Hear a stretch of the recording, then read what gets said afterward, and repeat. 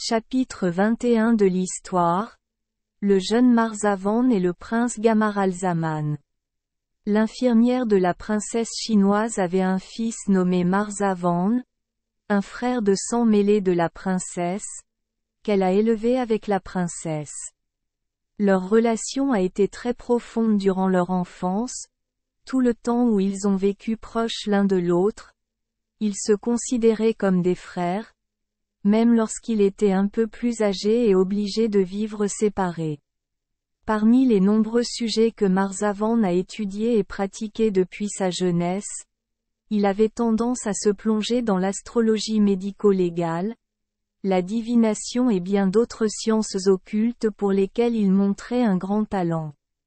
Non satisfait de tout ce qu'il avait appris de ses professeurs, lorsqu'il vit qu'il avait assez de force pour supporter la fatigue des longs voyages, il organisa des voyages pour voyager partout pour apprendre.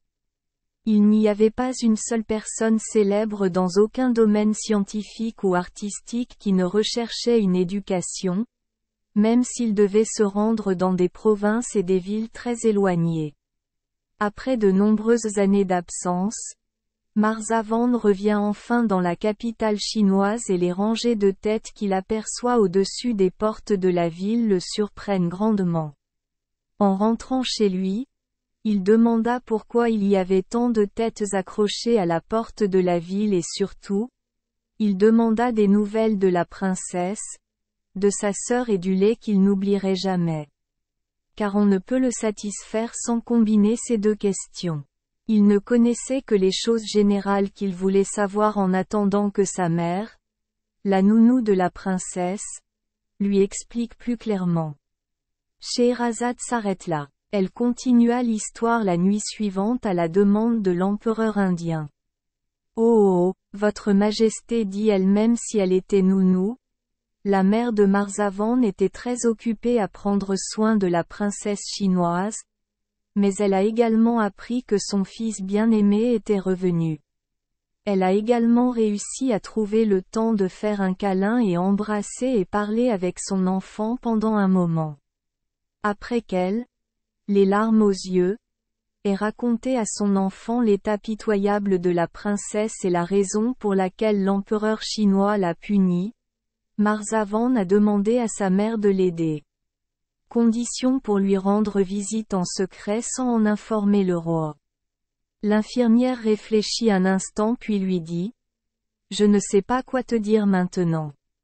Mais attends demain, à la même heure, et si, faites-le vous savoir. » Parce qu'à part l'infirmière, personne ne peut s'approcher de la princesse sans la permission du commandant eunuque qui garde la porte. L'infirmière sait que cette personne n'est entrée en service que récemment, donc les domestiques ils ne savaient pas ce qui s'était passé devant le tribunal. Alors elle lui dit « Tu sais que c'est moi qui ai élevé la princesse, mais tu ne sais probablement pas que j'ai élevé ma fille qui a le même âge qu'elle. Je l'ai épousée il n'y a pas longtemps. La princesse l'aimait beaucoup et voulait vraiment la voir, mais elle ne voulait pas que quiconque sache quand elle entrait et quand elle sortait. » La nounou expliqua davantage, mais le commandant eunuque la renvoya. « Cela suffit, dit-il, je ferai tout ce qui est en mon pouvoir pour plaire à la princesse. Dites à votre fille de venir ou de l'amener vous-même ici tôt ce soir. Et de la mettre dans la chambre de la princesse lorsque le roi sera revenu au harem. La porte sera ouverte. » Cette nuit-là, la nounou retrouva son fils et déguisa Marzavan si intelligemment que personne ne le reconnut comme un homme. Elle et son enfant se rendirent à l'ancienne tour. L'eunuque n'avait aucun doute sur le fait qu'il s'agissait de sa fille, ouvrit la porte et les laissa entrer tous les deux. Avant de présenter Marzavan, elle s'approcha de la princesse. Princesse, elle lui dit, ce n'est pas une femme mais mon fils Marzavan qui vient de rentrer d'un voyage et j'ai essayé de le laisser te rendre visite. Dieu sous ses vêtements. J'espère que la princesse lui fera l'honneur de lui rendre hommage. En entendant le nom de Marzavan, la princesse fut ravie. Approche-toi, frère. et enlevez le voile. Aucune loi n'empêche un frère et une sœur de se regarder directement.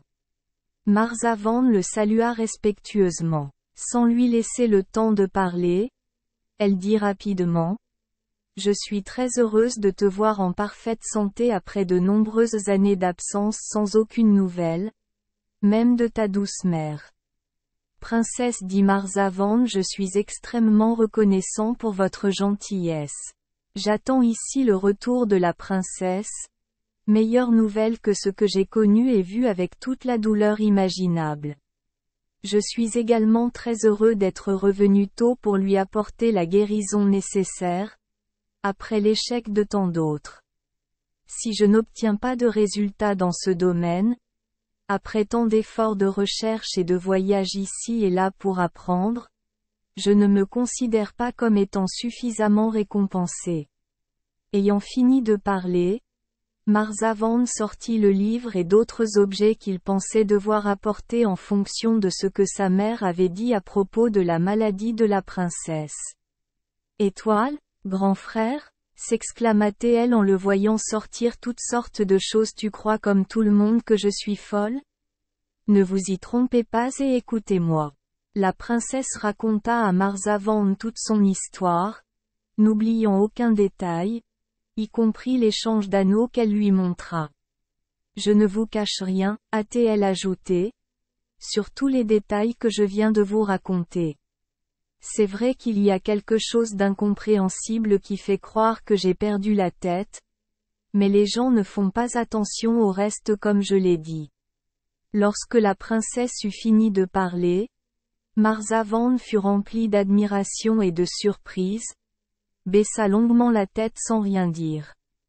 Finalement, il releva la tête et dit résolument, « Princesse, dit-il, si tout ce que tu viens de me dire est vrai, et que je le crois aussi, alors je ne serai pas déçu mais je te satisferai. Je vous demande juste d'essayer d'être patient encore un peu, jusqu'à ce que j'ai visité tous les pays où je ne suis pas allé, et lorsque vous apprenez mon retour, soyez sûr de la personne dont vous êtes passionnément amoureux. » Loin d'elle. Après ces mots, Marzavan dit au revoir à la princesse et partit le lendemain.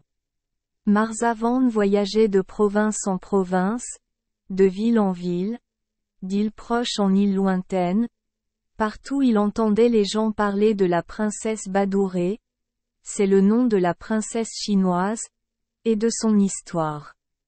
Au bout de 4 mois, notre voyageur arriva à Tarf, ville côtière, grande et très peuplée, où l'on ne parla pas de la princesse Badouré mais du prince Camaralzaman.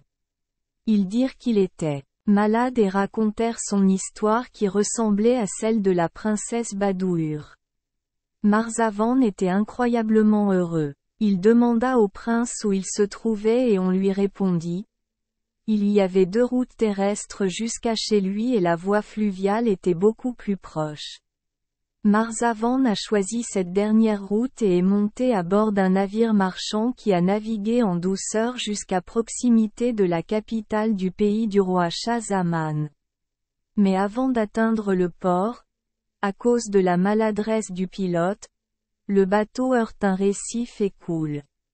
Le château dans lequel le prince Camaralzaman et le roi Shahzaman causaient avec leurs ministres n'était pas loin de l'épave. Marzavan sait très bien nager. Sans une seconde d'hésitation, il se précipita dans l'eau et nagea jusqu'au pied du château du roi Shahzaman, où il fut secouru sur ordre du premier ministre et par la volonté du roi. Il fut revêtu de vêtements mouillés, traité avec gentillesse, et lorsqu'on le vit en convalescence, il fut amené devant le vizir selon ses ordres. Parce que Marzavan était un beau jeune homme au comportement poli, le premier ministre l'a traité très chaleureusement, surtout après avoir posé des questions. Il a répondu de manière intelligente et précise. Le premier ministre estimait que ses connaissances étaient approfondies. Alors il dit, « En t'écoutant, je vois que tu n'es pas une personne ordinaire. Que Dieu vous bénisse, Au cours de vos voyages à travers le monde, avez-vous appris un secret pour guérir une maladie qui inquiète toute la cour depuis longtemps? Marzavan a répondu que s'il connaissait la maladie du malade, il pourrait trouver un remède. Le Premier ministre a ensuite informé Marzavan de la maladie du prince Camaralzaman du début à la fin.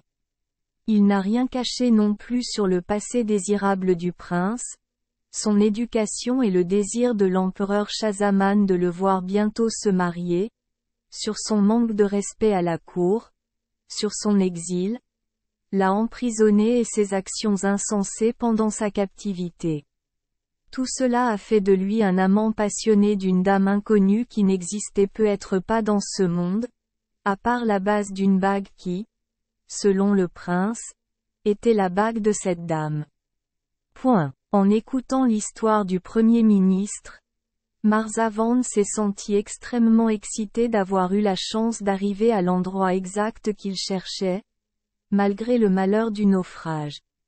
Il ne faisait aucun doute qu'il voyait que le prince Camaralzaman était la personne que la princesse chinoise aimait tant et que la princesse elle-même était l'objet de l'amour passionné du prince. Il n'a rien présenté au Premier ministre mais a seulement déclaré que s'il pouvait voir le prince, il serait plus facile de choisir une méthode pour l'aider à soigner sa maladie. Alors suivez-moi, dit le Premier ministre, vous verrez que le roi est avec le prince. Il veut aussi vous voir. La première chose qui attira l'attention de Marzavan en entrant dans la chambre du prince fut de le voir allongé sur le lit, les yeux fermés. Marzavan oublia qu'il pouvait déranger l'empereur Shahzaman qui était assis à côté de lui ainsi que le prince malade qui s'écria avec surprise. « Oh mon Dieu! Rien dans ce monde ne pourrait être plus semblable. » Ce qu'il voulait dire, c'est que le prince n'était désormais plus différent d'une princesse chinoise. Il est vrai que les deux hommes ont des caractéristiques similaires. La déclaration ci-dessus de Marzavan a rendu le prince Camaralzaman curieux et lui a ouvert les yeux pour le regarder. Marzavan, particulièrement intelligent, profita de ce moment pour réciter quelques vers de bienvenue. Bien que ses paroles aient été discrètes, ni l'empereur ni le Premier ministre n'ont compris, mais il a décrit très habilement ce qui était arrivé à la princesse chinoise, afin que le prince ne doive pas douter qu'il connaissait la princesse et qu'il pouvait en parler à l'empereur. Au premier regard, le prince montrait de la joie sur son visage et surtout dans ses yeux. La reine Sherazade n'eut pas le temps de parler davantage de cette nuit. L'empereur lui permit de continuer l'histoire la nuit suivante. Oh, votre majesté, lorsque Marzavan eut fini de lire les versets de louange qui surprirent agréablement Camaralzaman, le prince leva poliment la main pour faire signe au roi de donner son siège à Marzavan. Le roi fut ravi de voir le roi. Voyant que son fils ayant eu un changement prometteur, il se leva, prit la main de Marzavan et le fit asseoir là où il était assis. Il lui demanda qui il était, d'où il venait, et après il dit au roi qu'il était sujet de l'empereur de Chine et de ton pays pour venir ici. Que Dieu lui dit, il bénit toi pour sauver mon fils de cette profonde tristesse. Je te serai extrêmement reconnaissant et ma récompense sera si glorieuse. La terre entière devra avouer qu'il n'y a jamais eu une telle récompense auparavant. Marzavan murmura à l'oreille du prince Camaralzaman. Désormais, mon prince, il n'y aura plus de souffrance aussi pitoyable. La dame qui t'a fait souffrir est quelqu'un que je connais. C'est la princesse Badour, fille de l'empereur chinois, dont le titre est Gayour. Je peux vous dire avec certitude que c'est elle qui m'a raconté son histoire comme je viens d'entendre la vôtre. La princesse en a aussi marre d'amour pour vous, tout comme vous en avez marre d'amour pour la princesse. Puis Marzavan raconta au prince tout ce qu'il savait sur la princesse depuis la nuit fatidique où les deux se sont rencontrés d'une manière très étrange. Il n'a pas non plus oublié le traitement réservé par l'empereur chinois à ceux qui n'avaient pas réussi à la guérir, cette maladie appelée folie. Tu es le seul, ajouta-t-il, c'est toi qui peux la guérir complètement et tu n'as rien à craindre de ne pas te présenter. Mais avant de partir pour un long voyage, il faut être en bonne santé et nous ferons ensuite les préparatifs nécessaires. Il doit toujours penser à récupérer ses forces. Les paroles de Marzavan ont eu un effet puissant. Le prince Camaralzaman se sentit grandement réconforté par l'espoir qu'il venait de recevoir. Il sentit qu'il avait assez de force pour s'asseoir et se lever. Il demanda au roi d'être autorisé à porter des vêtements soignés et à avoir l'air joyeux, ce qui rendit le roi extrêmement heureux. Le roi ne pouvait que serrer Marzavan dans ses bras et le remercier, sans lui demander comment il avait obtenu un effet aussi surprenant. Lui et le Premier ministre sortirent de l'ancienne tour pour annoncer la bonne nouvelle à tout le peuple. Il ordonna que des divertissements soient organisés pendant plusieurs jours, des récompenses à ses fonctionnaires et à son peuple, l'aumône aux pauvres et la clémence aux prisonniers. Dans la capitale et dans toutes les terres du royaume Shahzaman, régnait une joie et une excitation jubilatoire. Le prince Camaralzaman, affaibli par de nombreuses nuits blanches et une alimentation irrégulière, se rétablit rapidement. Lorsqu'il sentit qu'il était assez fort et capable de supporter la fatigue du long voyage, il appela Marzavan à part et lui dit : « Cher Marzavan, dit le prince, il est temps d'accomplir ce que tu as promis. Dans mon espoir de revoir la charmante princesse et de mettre un terme à ces tourments pour moi, si nous ne partons pas tout de suite, je sens que nous allons retomber dans l'état que vous avez vu auparavant. Une chose qui me rend malheureux et qui peut retarder mon voyage est l'amour excessif de mon père. Il ne veut jamais me permettre de le quitter. Ce serait vraiment pénible pour moi si vous ne trouviez pas un moyen de résoudre ce problème. Vous voyez, il ne m'a jamais quitté des yeux un seul instant. » Le prince ne put retenir ses larmes lorsqu'il eut fini de parler. « Votre Altesse, dit Marzavan, j'ai anticipé cet énorme obstacle. Laissez-moi simplement le gérer. Mon intention lors de ce voyage est d'aider la princesse à se remettre de son histoire d'amour, à cause de notre amitié étroite depuis l'enfance, à cause de mon enthousiasme et de mon amour pour la princesse aujourd'hui. Je n'aurais pas rempli mon devoir si je n'avais pas utilisé toutes mes capacités pour lui apporter du réconfort et en même temps celui du prince. C'est donc ce que j'ai l'intention de faire pour surmonter la difficulté et obtenir la permission du roi comme nous l'espérions. Depuis le jour où je suis arrivé ici, tu es enfermé. Dites au roi qu'il veut sortir prendre l'air et demandez-lui de me rejoindre pour une chasse pendant 2 ou 3 jours. Le roi ne pourra probablement pas refuser. Après avoir obtenu son consentement, il fera préparer pour chacun de nous 2 chevaux, un à monter, un à changer. Laissez-moi le reste. Le lendemain, le prince Camaralzaman en profita pour dire à son père qu'il voulait sortir pour profiter de la brise fraîche et que s'il le croyait possible, il demanderait la permission d'aller chasser quelques jours avec Marzavan.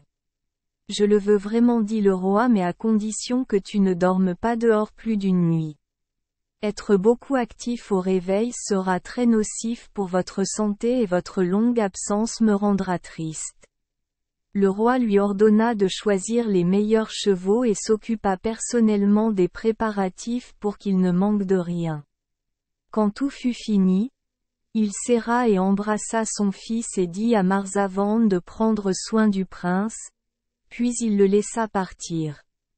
Le prince Camaralzaman et Marzavan se rendirent dans la campagne et pour tromper les 2 cavaliers qui conduisaient des chevaux de remplacement, ils firent semblant de chasser, s'éloignant le plus possible de la ville.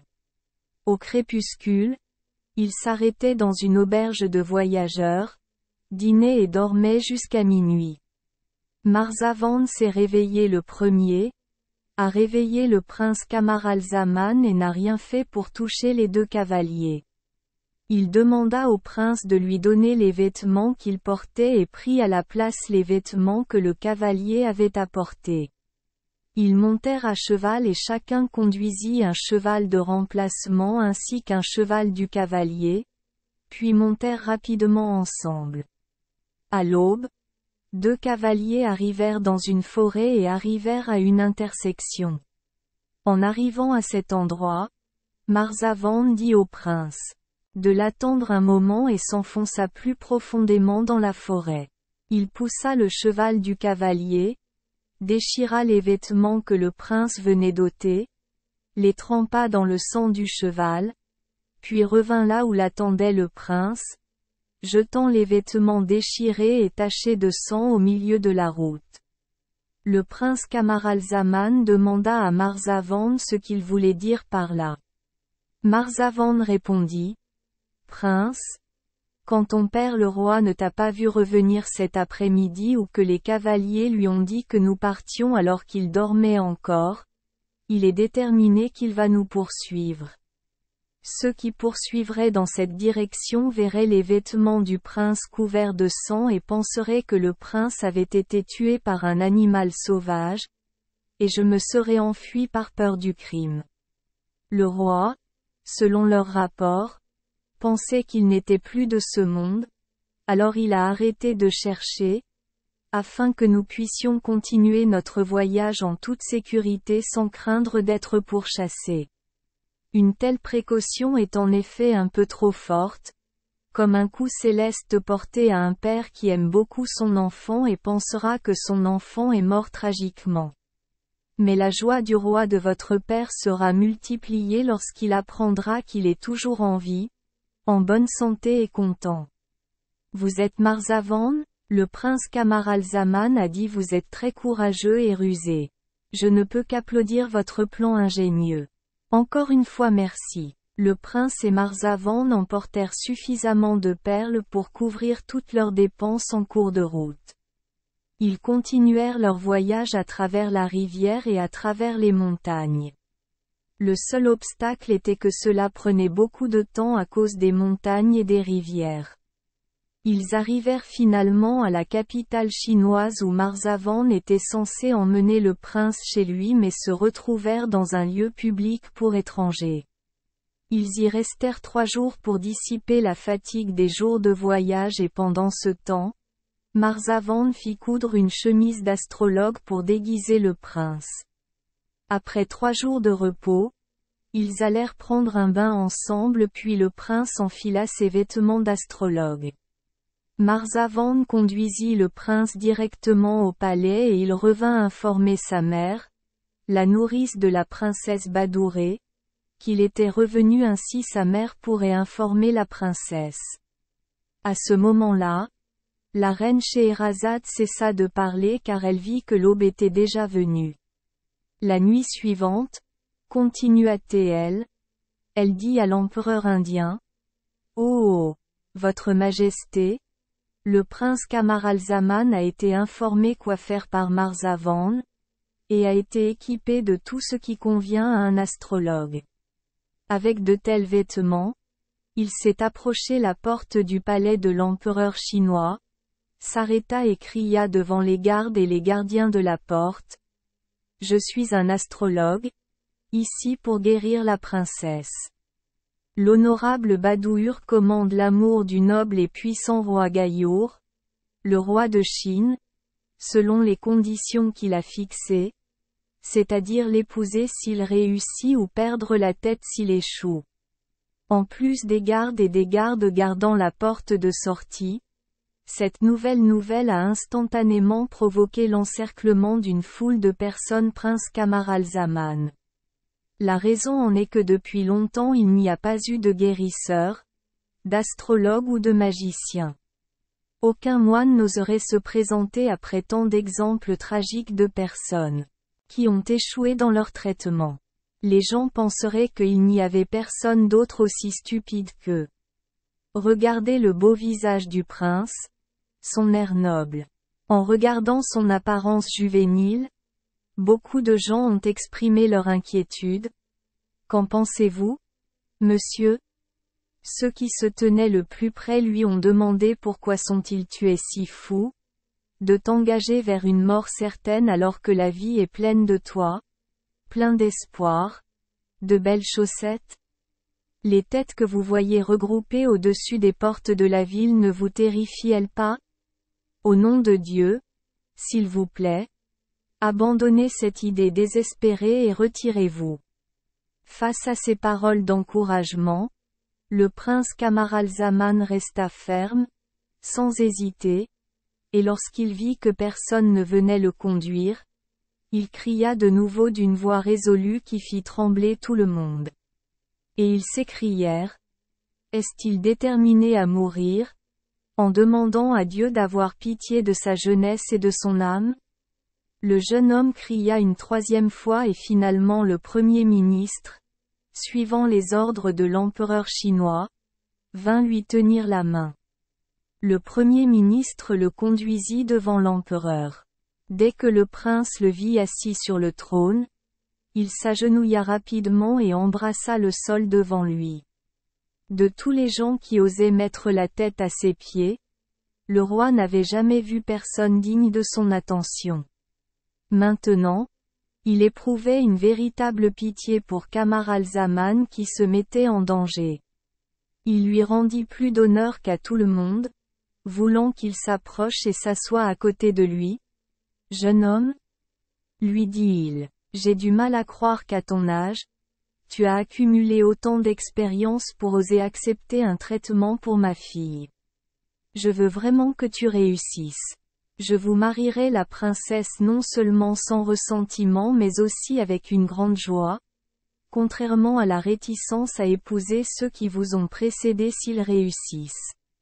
Mais je déclare tristement que si vous échouez, même si vous êtes très jeune, malgré votre noble apparence, rien de tout cela ne m'empêchera de vous décapiter. Votre Majesté, dit le prince Camaralzaman, je vous suis extrêmement reconnaissant pour les faveurs que vous accordez et votre gentillesse envers une personne inconnue. Je ne viens pas d'un pays si éloigné que je ne sois pas connu de votre pays, afin de ne pas réaliser l'intention qui m'a amené ici. Ne parlerait-on pas de ma témérité si j'abandonnais cette idée vraiment généreuse après tant d'épreuves et de dangers? Votre Majesté a-t-elle également perdu l'amour qu'elle éprouvait pour moi? Si je dois mourir, Votre Majesté, je mourrai avec un cœur paisible et sans regret car je n'ai pas perdu l'amour qui était autrefois considéré comme digne. Je prie donc Votre Majesté de ne pas me faire attendre plus anxieusement pour prouver l'exactitude de mes talents par l'expérience que je suis prêt à entreprendre. L'empereur chinois ordonna à l'eunuque qui gardait la princesse Badour, qui était présente à ce moment-là, d'amener le prince Camaralzaman auprès de la princesse, sa fille. Avant de le laisser partir, le roi lui dit qu'il était encore libre de retirer son intention. Mais le prince suivit silencieusement l'eunuque avec résolution, ou plutôt avec un enthousiasme surprenant. L'esclave ouvrit la voie au prince Camaralzaman, et lorsqu'il atteignit un long couloir au bout duquel se trouvait la chambre de la princesse, le prince se trouva alors très proche de celui qui l'avait fait verser tant de larmes et respirer constamment si longtemps, il passa soudainement devant l'eunuque. L'eunuque le suivit également mais il était difficile de suivre. « Où vas-tu si vite ?» dit-il en attrapant son bras pour le retenir sans moi. « Tu ne peux pas entrer. » Il a dû tellement vouloir mourir qu'il a couru si vite vers la mort. Aucun des nombreux astrologues que j'ai vus et amenés ici avant vous n'a fait preuve d'une telle hâte. Mon ami le prince Camaralzaman regarda l'eunuque et dit en ralentissant ses pas: c'est parce que tous les astrologues dont vous avez parlé n'ont pas autant confiance en leurs talents que moi j'ai absolument confiance en les miens. Ils savent avec certitude qu'ils perdront la vie s'ils n'obtiennent pas de résultats, mais ils n'ont aucune chance de réussir.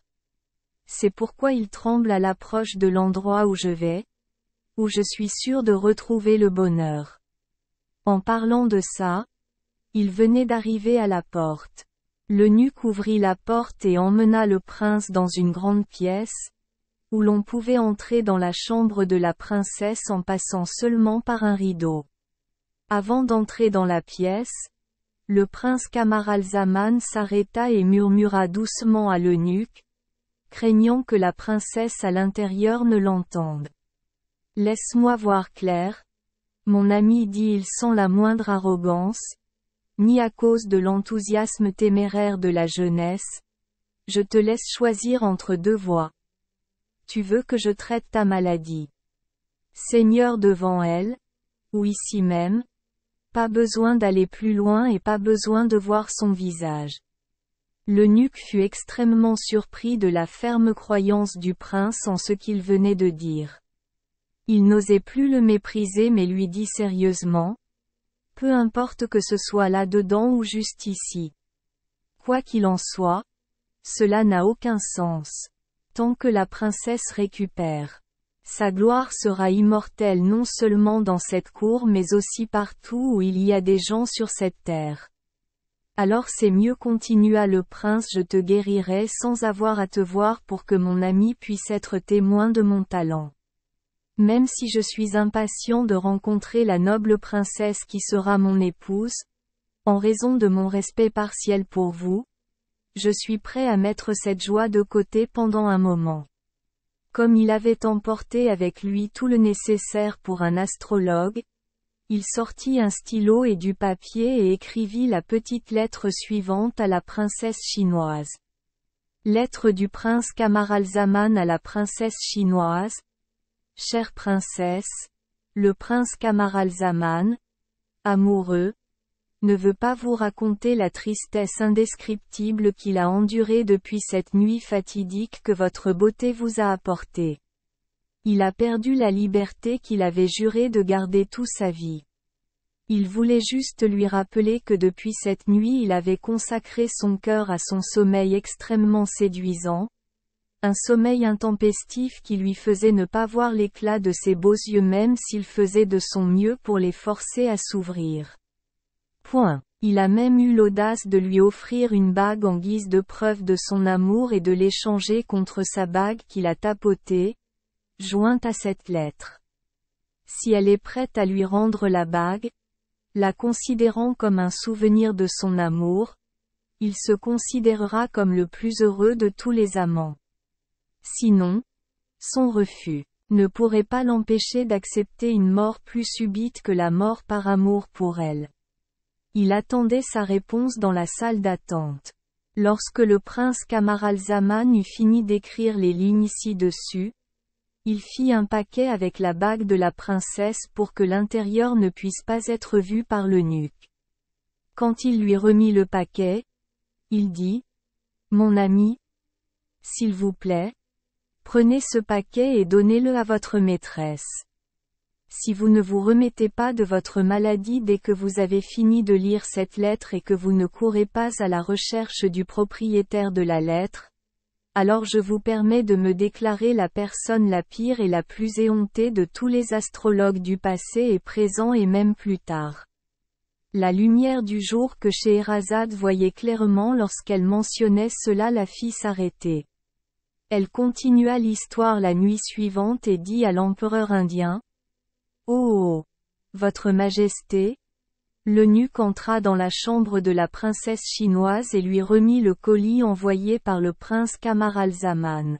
« Votre Altesse, Seigneur, il dit un astrologue plus audacieux que vous tous vient de venir ici et pense que la princesse sera guérie immédiatement après avoir lu cette lettre et regardé quelque chose dans ce paquet.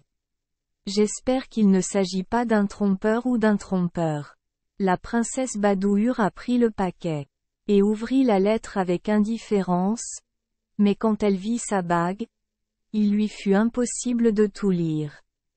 Elle se releva rapidement, la brisant. Elle courut vers le rideau et l'écarta. La princesse reconnut immédiatement le prince, et le prince aussi. Ils l'ont immédiatement reconnu. Ils ont couru et se sont embrassés et ne pouvaient pas dire un mot tant ils étaient heureux. Ils se regardèrent longuement dans les yeux, admiratifs et surpris de se revoir après une première rencontre qu'ils purent. La nourrice, courant avec la princesse, les emmena tous les deux dans la chambre, où le seigneur rendit la bague au prince. S'il te plaît, reprends-la. Elle dit je ne peux pas la garder sans te la rendre, en fait je veux le garder pour le reste de ma vie. Il est impossible de trouver ces bagues dans des mains plus appropriées. L'eunuque courut alors rapidement rapporter à l'empereur chinois tout ce qui venait de se passer. Votre Majesté, dit-il, tous les astrologues, guérisseurs et autres qui ont osé jusqu'à présent prendre le risque de se précipiter pour soigner votre seigneurie sont des gens stupides et ignorants. Cette dernière personne n'a pas besoin de charme ou de sortilège pour éliminer les démons, ni de toucher au parfum ou à d'autres choses. Il guérit la princesse sans même regarder le patient. L'eunuque raconta toutes les méthodes de cet astrologue nouvellement arrivé, et le roi, agréablement surpris, se rendit aussitôt chez la princesse.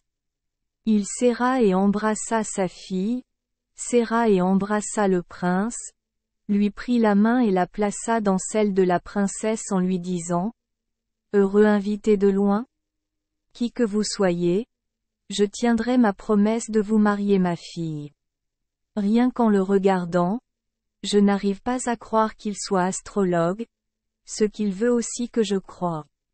Le prince Camaralzaman a remercié le roi avec des paroles humbles pour lui témoigner sa gratitude. Votre Majesté, en tant que personne, il est vrai que je ne suis pas un astrologue comme vous l'avez jugé. Je ne porte ces vêtements que pour mieux mériter d'être accepté comme gendre de l'empereur le plus puissant du monde. J'étais à l'origine un prince, fils du roi et de la reine, dont le nom était Camaralzaman. Mon père, Shahzaman, régnait sur une célèbre nation insulaire appelée les enfants de Khaldan.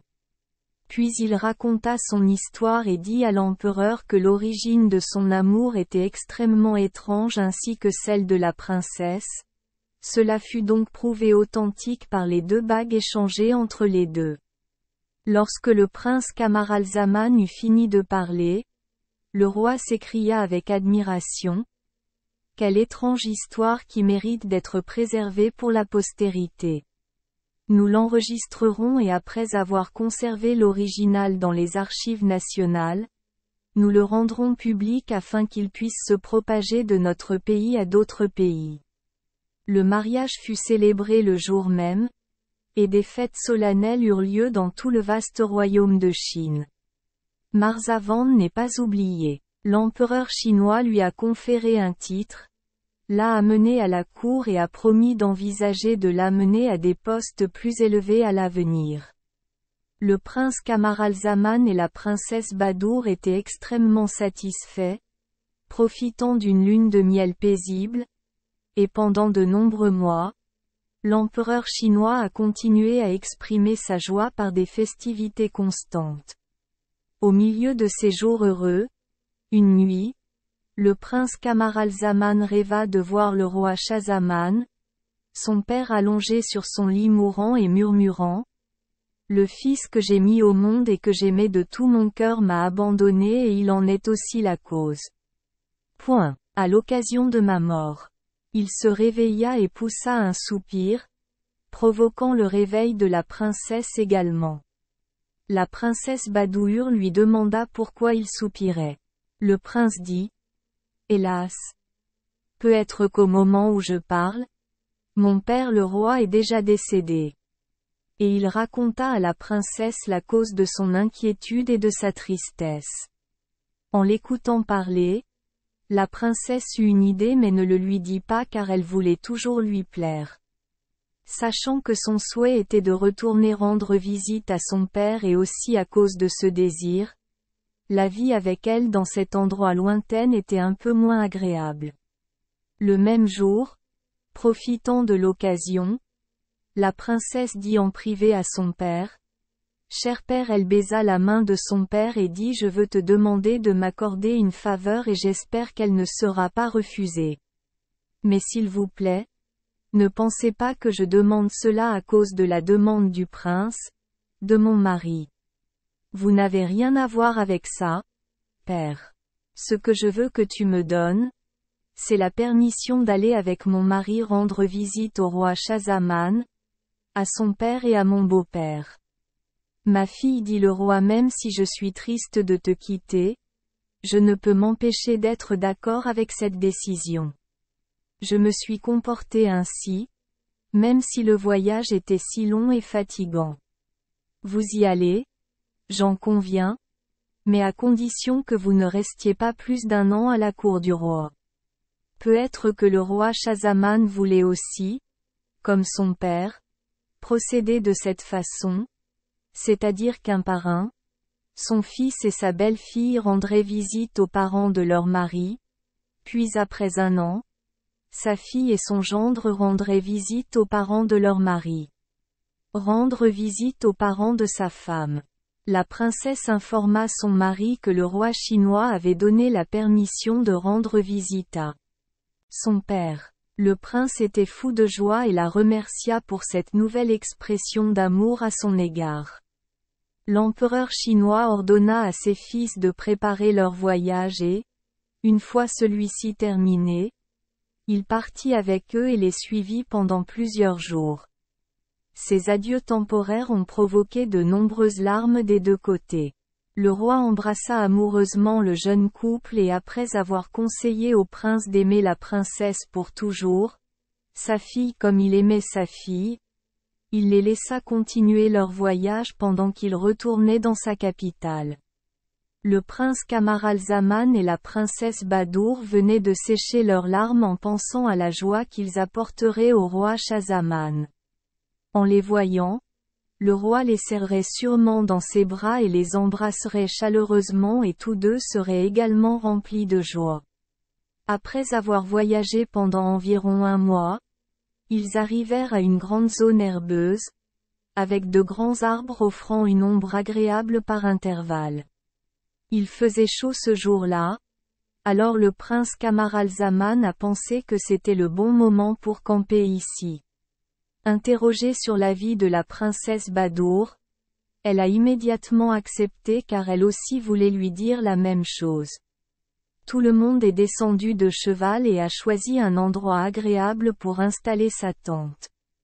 La princesse se reposait à l'ombre et vit que la tente était montée, alors elle entra, tandis que le prince Camaralzaman était occupé à ordonner aux serviteurs de finir de monter la tente. Dans la tente, pour être à l'aise, la princesse ôta sa ceinture que les servantes tenaient à côté d'elle. Puis, comme elle était fatiguée, elle se coucha pour se reposer. Les serviteurs la laissèrent seule dans la tente et sortirent. Lorsque le camp fut aménagé de manière stable, le prince Camaralzaman entra dans la tente et vit la princesse dormir, alors il s'assit tranquillement à côté d'elle. Voyant la ceinture de la princesse, il la prit et regarda les diamants et les rubis que la princesse y attachait. Il vit un petit sac fait de tissu très propre, l'embouchure du sac attachée avec une corde.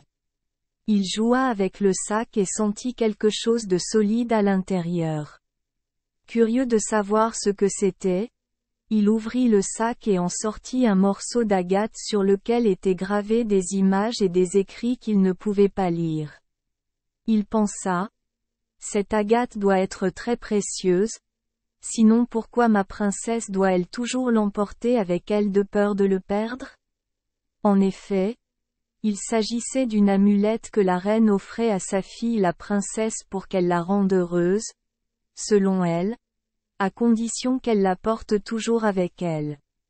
Pour voir clairement l'amulette, le prince Camaralzaman est sorti de la tente, car il faisait très sombre à l'intérieur. Il plaça l'amulette au milieu de sa main et la tendit à la lumière. Soudain, un oiseau arriva de quelque part, vola l'amulette et s'envola. Il était déjà l'aube lorsque Scheherazade en parla. Elle s'est arrêtée et la nuit suivante a continué à raconter la même histoire. Elle dit à l'empereur Shahriar: Oh, votre majesté, vous pouvez voir la surprise et la douleur de Camaralzaman que j'ai du mal à décrire lorsque l'oiseau m'a enlevé l'amulette que je tenais à la main. Face à un incident d'une tristesse inimaginable qui a fait perdre un trésor à la princesse simplement parce que la curiosité n'était pas la bonne chose à faire, il est resté silencieux pendant un moment. Merci les enfants d'Esperluette Croisillon 39. Avoir écouté des contes de fées au jour Esperluette Croisillon 39. 8.